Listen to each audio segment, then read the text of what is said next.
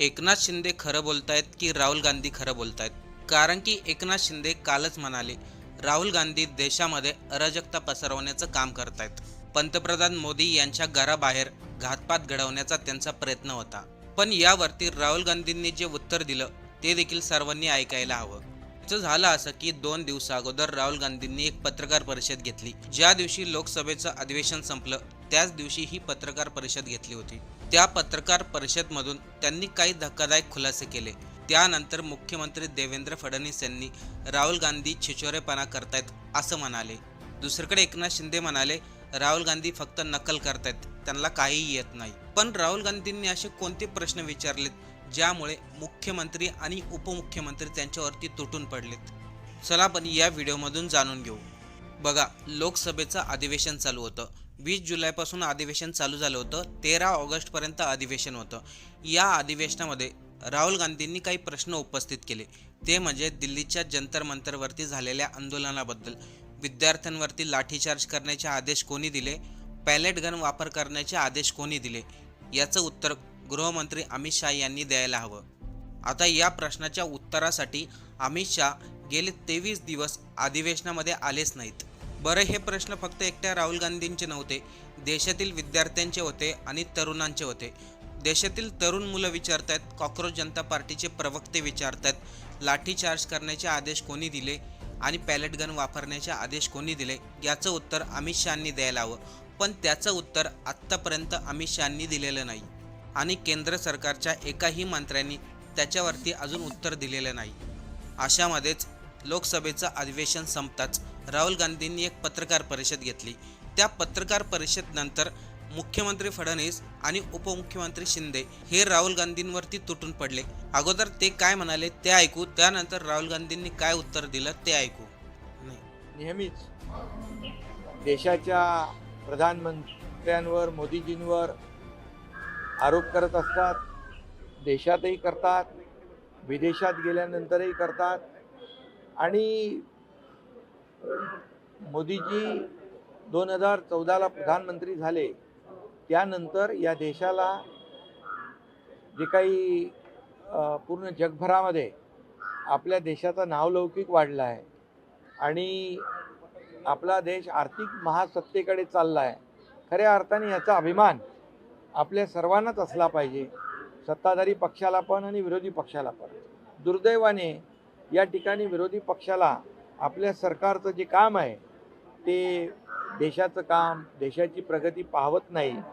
आणि म्हणूनच खरं म्हणजे ते त्यांची टिंगल करतात, मिमिक्री करतात, आरोप करतात.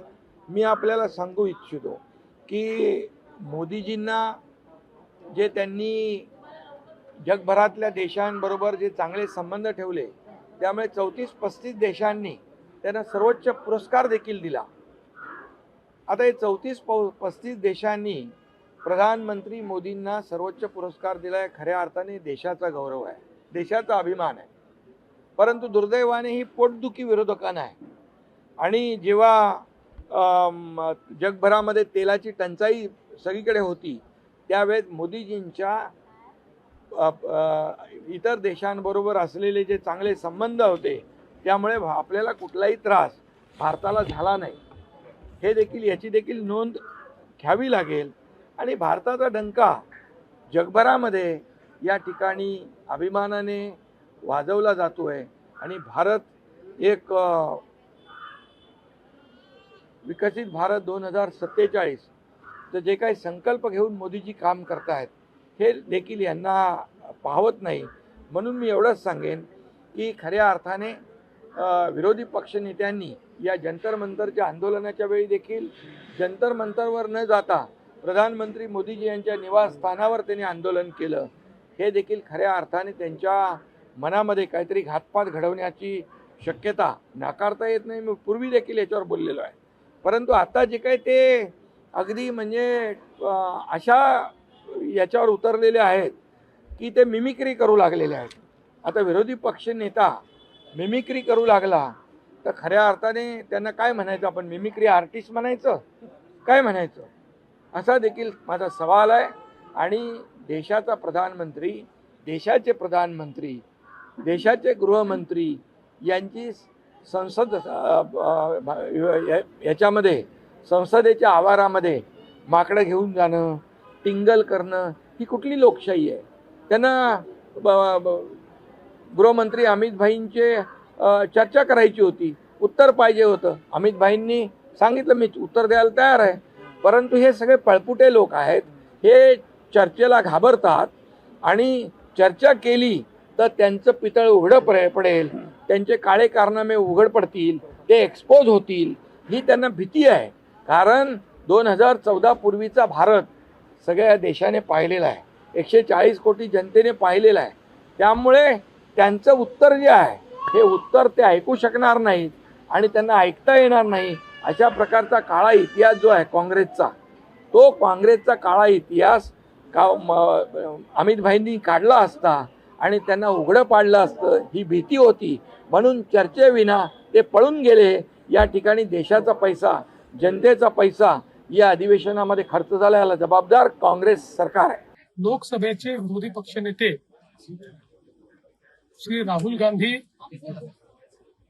यांनी जो चिचोरेपणा केला, कुठल्याही परिस्थितीत अशोभनीय अशा प्रकारचा आहे.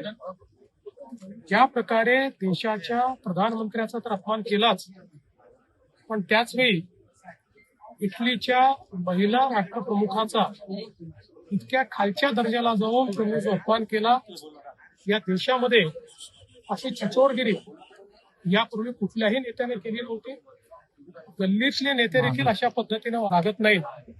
खरं म्हणजे माझं तर असं मत आहे की राहुल गांधी आणि संदीप दीक्षित यांनी राष्ट्राची माफी मागितली पाहिजे. आपण ऐकलंच मुख्यमंत्री उपमुख्यमंत्री काय म्हणाले. आता राहुल गांधी नेमकं काय म्हणाले तेही ऐका. बघा, लोकसभेमधील अधिवेशन संपल्यानंतर त्यांनी पत्रकार परिषद घेतली. त्यामध्ये त्यांनी पहिला प्रश्न विचारला, गेल्या 20-22 दिवस झाले अमित शहा हे लोकसभेच्या अधिवेशनामध्ये आले नाहीत आणि त्यांनी आमच्या प्रश्नाचं उत्तर दिलं नाही.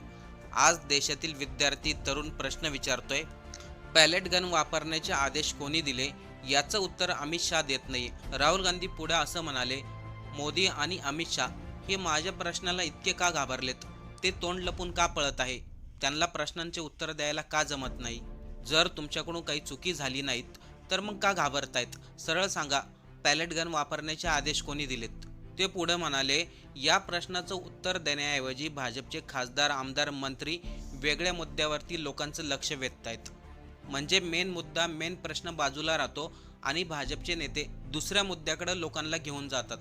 पण मी तोपर्यंत शांत बसणार नाही जोपर्यंत या प्रश्नाचं उत्तर अमित शहा देत नाहीत. राहुल गांधी पुढे असं म्हणाले, पंतप्रधान मोदी आणि अमित शहा यांना मी झोपून देणार नाही जोपर्यंत माझ्या प्रश्नाचं उत्तर मिळत नाही. त्या पत्रकार परिषदेमधून त्यांनी एक महत्त्वाचा किस्सा सांगितला. ज्या वेळेस ते पंतप्रधान मोदी यांच्या निवासस्थानाबाहेर आंदोलन करण्यासाठी, म्हणजे धरणे आंदोलन करत होते, त्यावेळेस पोलिसांनी त्यांना तिथून उचललं होतं. त्या पोलिसामधील एक कर्मचारी राहुल गांधी यांच्या कानामध्ये सांगत होता, तुम्ही या सरकारला हटवा, आम्ही खूप कंटाळलो आहोत, पण आमची नोकरी, आम्हाला काही करता येत नाही. पण या पत्रकार परिषदेमध्ये सर्वात महत्त्वाचा मुद्दा होता ज्याच्यावरती एकनाथ शिंदे म्हणाले, राहुल गांधी हे मिमिक्री करतायत.